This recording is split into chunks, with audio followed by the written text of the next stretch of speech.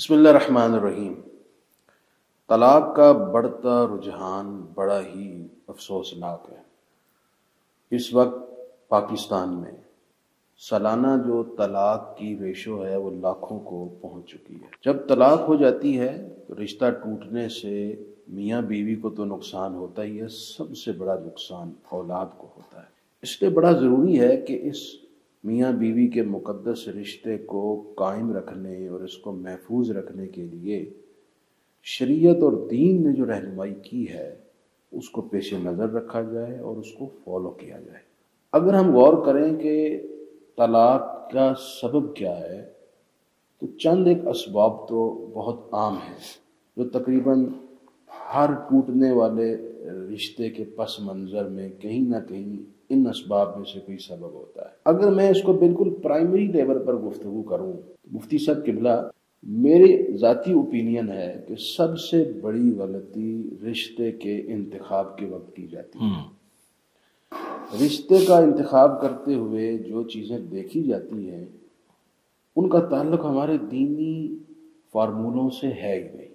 دین نے کیا کہا ہے کہ آپ سیرت، کردار، کریکٹر دیکھیں، لیکن کیا اس بات کو فالو کیا جاتا ہے؟ ہماری سوسائٹی میں اس وقت یا تو دیکھا جاتا ہے حسن جو کہ پائیدار نہیں، جو کہ انسان کو سرکش اور متکبر بناتا ہے، اور ضروری نہیں کہ حسن والا اس رشتے کے لیے سوٹیبل ہو۔ بالکل۔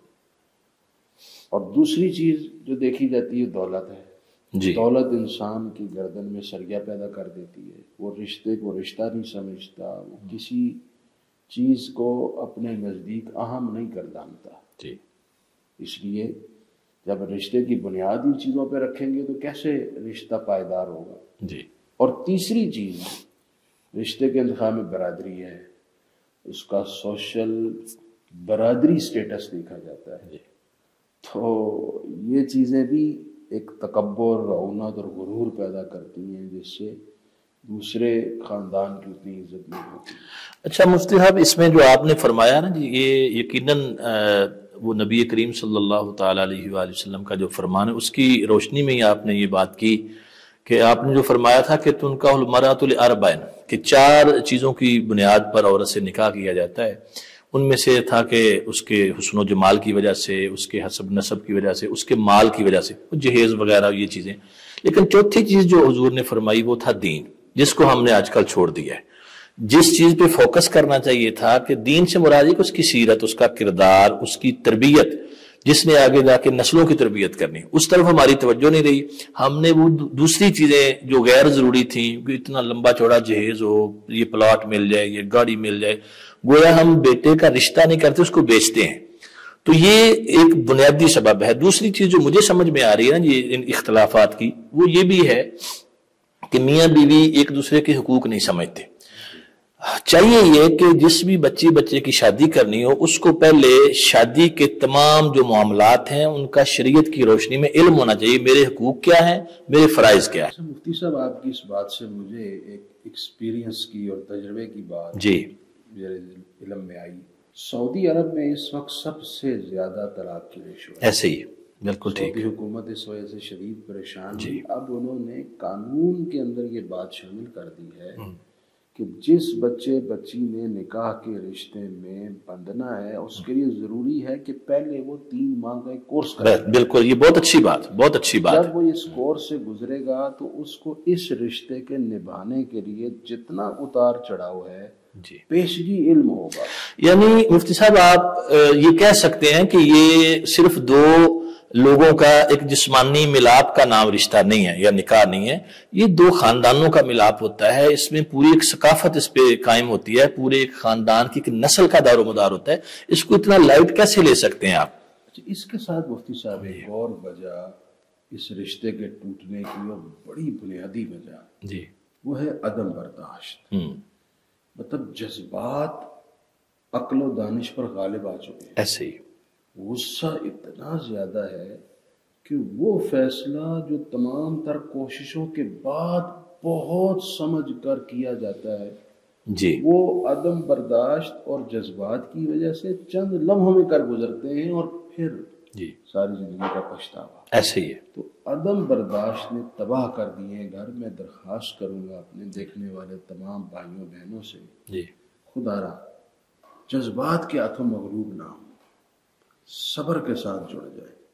صبر اتنی بڑی خوبی ہے جو ہزاروں قباحتوں اور پچھتاووں اور پشیمانیوں سے بچاتی. مفتی صاحب اس میں نا ایک چیز جو اور بھی دیکھنے میں آئی ہے، وہ رشتوں میں عدم توازن جو ہے نا، یہ بھی ایک بہت بڑا سبب ہے. ماں کو ماں کے مقام پر رکھا جائے، عورت کو عورت، بیوی کو بیوی کے مقام پر رکھا جائے، تو میرا خیال ہے بہت ساری قباحتیں ختم ہو جائیں گی. ہمارے ہاں ہوتا ہی ہے کہ عورت، بیوی اور ماں کی محبت کے درمیان شوہر بیچارہ پس جاتا ہے. اچھا وہ اس کا مسئلہ ہے کہ وہ دونوں کا ہی محبوب ہے، بیوی کا بھی محبوب ہے، ماں کا تو وہ بیٹا ہے اس کا بھی محبوب ہے. تو اکثر ہوتا ہی ہے کہ مائیں اپنا محبوب شیئر نہیں کرتی اپنی بہو کے ساتھ، تو اس کا نقصان کیا ہوتا ہے کہ وہ بیچارہ پس جاتا ہے. اب وہ سارا دن کام پہ گیا ہے، شام کو گھر آئے گا تو پہلے والدہ شکایتیں لگائے گی، ان کی سنے گا، اس کے بعد بیوی شکایتیں لگائے گی.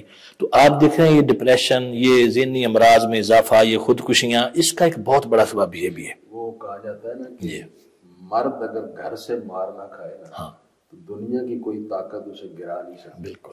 یہ سوچنا، ہاں جی، یہ سوچنا چاہیے نا کہ دونوں کو، عورت شوہر کے لیے وہ بھی یہ چاہتی کہ میرا شوہر کامیاب ہو، خوشحال ہو، اچھی زندگی گزارے، ماں بھی یہی چاہتی ہے، لیکن ان کا جو رستہ ہے وہ درست نہیں ہے. اس کے لیے تو ضروری ہے مفتی صاحب، جو ہمارے پیارے نبی صلی اللہ علیہ وسلم نے ارشاد فرمایا کہ بیوی پر سب سے زیادہ حق اس کے شوہر کا ہے، جی اور شوہر پر سب سے زیادہ حق اس کی ماں کا ہے. یعنی بیوی کے لیے اول و آخر اس کا شوہر ہے، جی اور بیوی اس بات کی پابند ہے کہ اپنے شوہر کی عزت، اس کی دلجوئی اور اس کے حکم کی پابندی کرے. اچھا اس میں مفتی صاحب میں یہ اضافہ کروں گا کہ شوہر کو بھی چاہیے کہ وہ بھی بیوی کی عزت کرے. ہمارے ہاں یہ بھی چیزیں دیکھنے میں آتی ہیں کہ شوہر جو ہیں وہ اپنے جب گھر میں ہوتے ہیں عزیز و اقارب میں، تو کئی لوگ دانستہ اپنی بیوی کو ڈیگریڈ کرتے ہیں، اس کی تذلیل کرتے ہیں، اس کو، اس کے خاندان کو تانے دیتے ہیں. تو یہ عورت کے ساتھ بھی زیادتی ہے کہ جیسے عورت پر لازم ہے کہ وہ اپنے شوہر کی عزت کرے،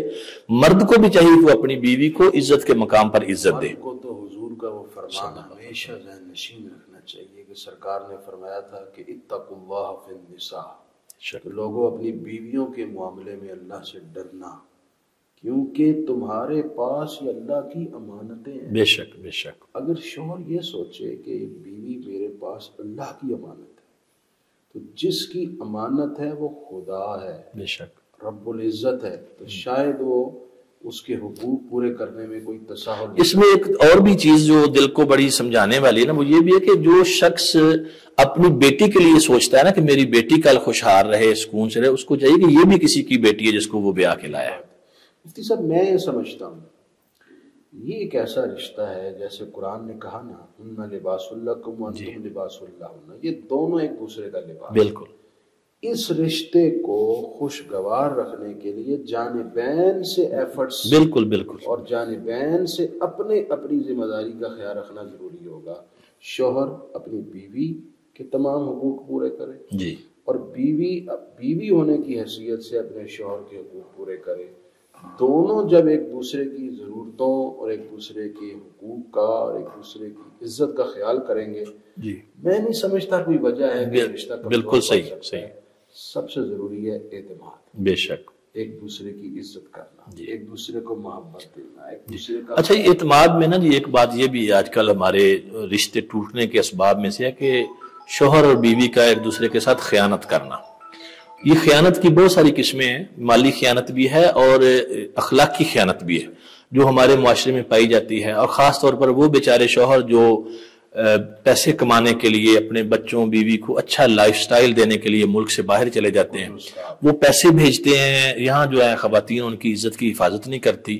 تو قرآن کریم نے بھی اس کے بارے میں بڑی واضح فرمایا کہ جو حفاظت کرنے والی ہیں اپنے شوہر کی، جو اللہ نے ان کے ذمہ حفاظت لگائی ہے، اس کی عزت کی بھی، اس کے مال کی بھی، تو یہ کیا جائے تو اس سے بھی بہت ساری قباحتوں سے بچا جا سکتا ہے. عورت سمجھے کہ یہ میرا شوہر اگر ذلت کی جگہ پہ کھڑا ہو کر بھی کمائی کر رہا ہے تو اس کو چاہیے کہ وہ کم از کم اس کی عزت کا اور اس کے معاملات کا خیال کرے. بالکل آپ نے درست فرمایا.